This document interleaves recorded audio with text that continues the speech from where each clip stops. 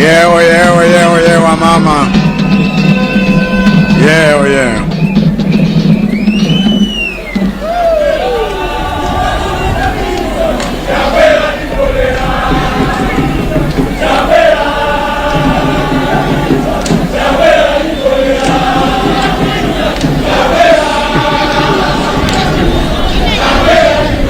Yeah, what's your man? Yeah, what's your name? Mzuni.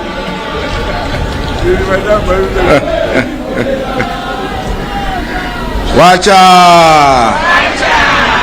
Wacha.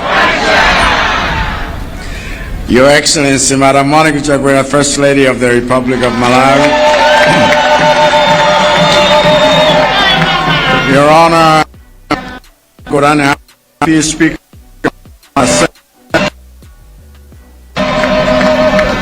Honorable Richard Timwendo Banda, MP, Minister of Local Government, Unity and Culture.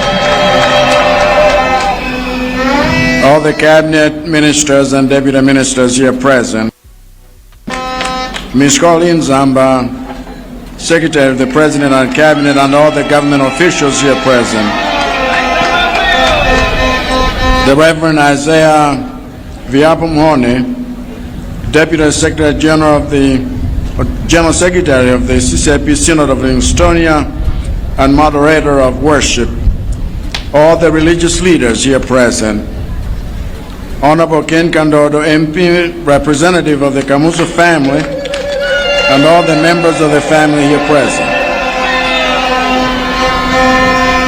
Your Excellency, Mrs. Agnes Richard Kayola, High Commissioner of the United Republic of Tanzania to Malawi, and all members of the diplomatic corps here present.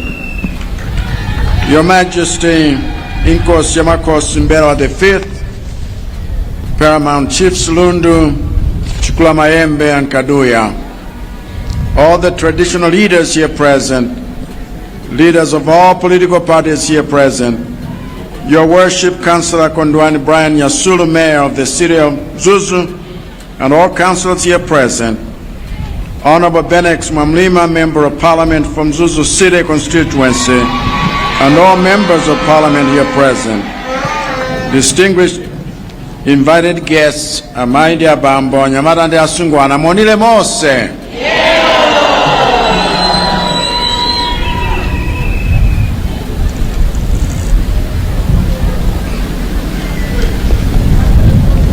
Masiku akamamkera kutsogolo omukumbukira Kamuzu tizichepera ndipo sikuti izi zikuchitika chifukwa choyiwala yayi, koma chifukwa choti mdziko muno amene achuluka ndi achinyamata omwe Kamuzuyo sanamuone nkumuona komwe.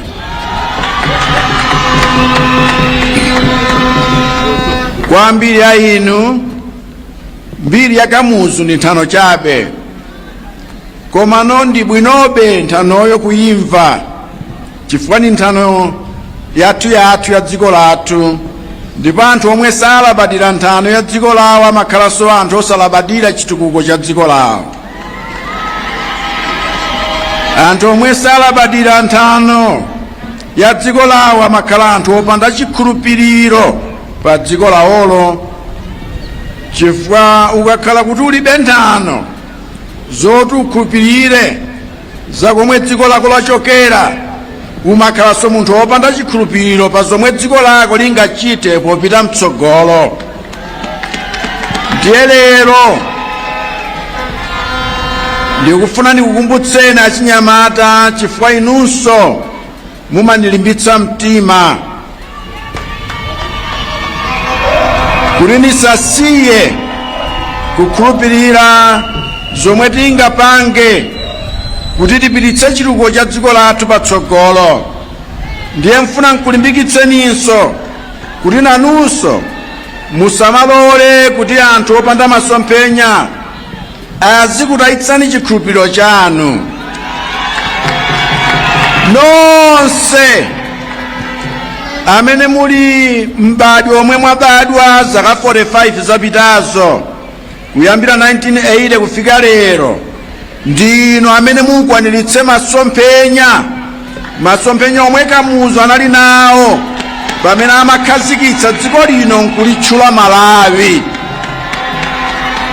nonse amene muli mbali omenewu ndinu amene mudzafikitse dziko la Malawi mu chaka cha 2063,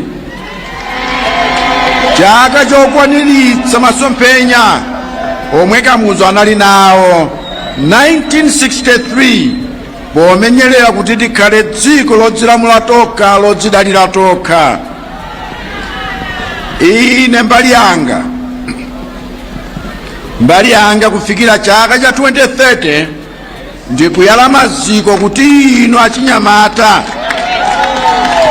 mudzamangerepo Malawi wokukomerani nonse. Mazikowo poyamba atu adalipo kale, chifukwa Kamuzu anayala maziko abwino. Koma vuto loti chichokere Kamuzu 1994 m'malo momanga pa maziko amenewo amene adayika Kamuzuyo, maboma wena adangobwera nkuphwasula mazikowo kuti chifukwa choti ntchito za Kamuzu zonse zifufutike mdziko muno. Ndiye tikuyambira 1994 kufikira 2020 kunali mchitidwe wopasula maziko a Kamuzu. Kamuzu adayika maziko a misewu achina M1, M3, M5, koma m'malo mokulitsa misewu yofunika ngati imeneyi kunali ntchito yopasula mpaka misewuyo kufikira pomvetsa chisoni. Koma ine chifukwa chakuti ndikadali nchikhulupiriro pa masomphenya ofunikira misewu imeneyi, ndikuyikonza misewu imeneyi kuti tiyike maziko akubweretsera chuma mtsogolomo. Kamuzu adayikanso maziko a njanje ku Lilongwe, ku Mchinji, ku Blantyre, ku Nsanje, koma tuwena nkubwerapo nkudzangophwasula-phwasulanso. Koma inu ndi ine tiye tikhale okhulupirira kuti masomphenya okhala ndi masitima la chuma mtsogolomu asafe. Ndiye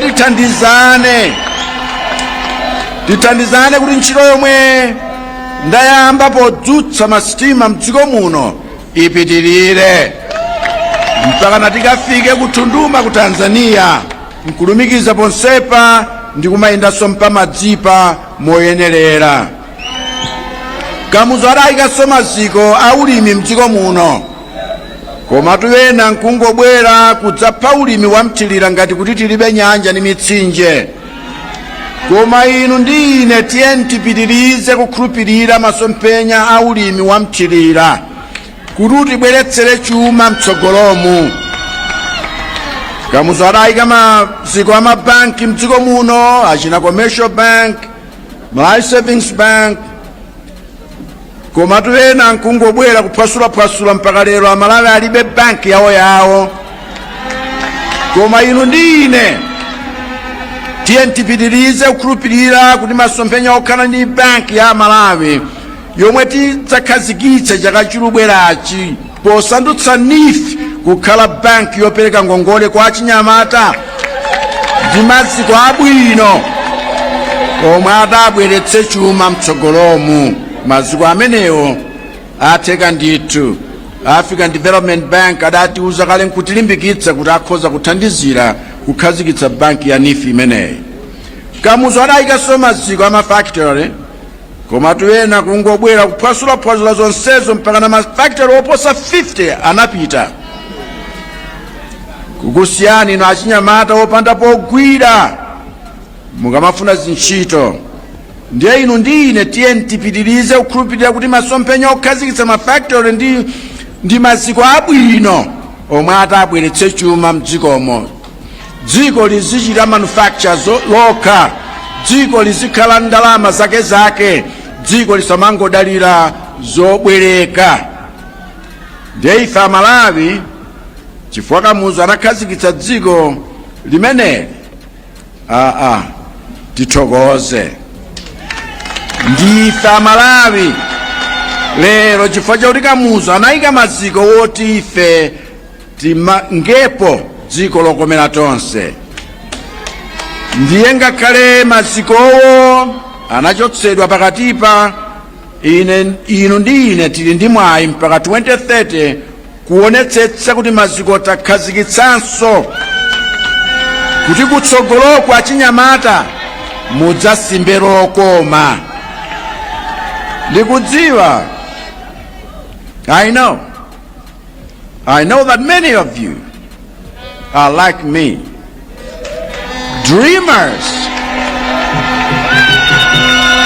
dreamers who still believe in Malawi, dreamers who still believe in a bright future, dreamers who still believe in the rise of Malawi to greatness. And I am determined to restore the foundations Kamuzu laid in order to make this a country where your dreams come true. A country where your dreams are made possible by opportunities.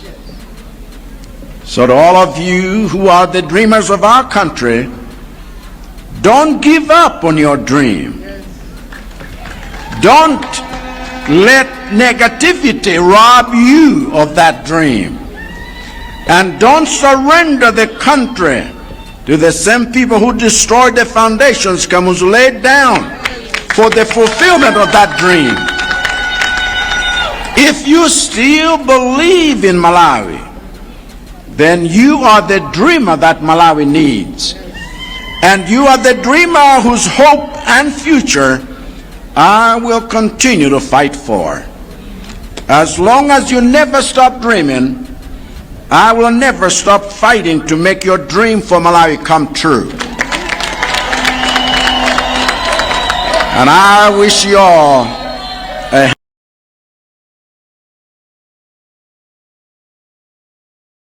happy Kamuzu Day. God bless Malawi. God bless us all.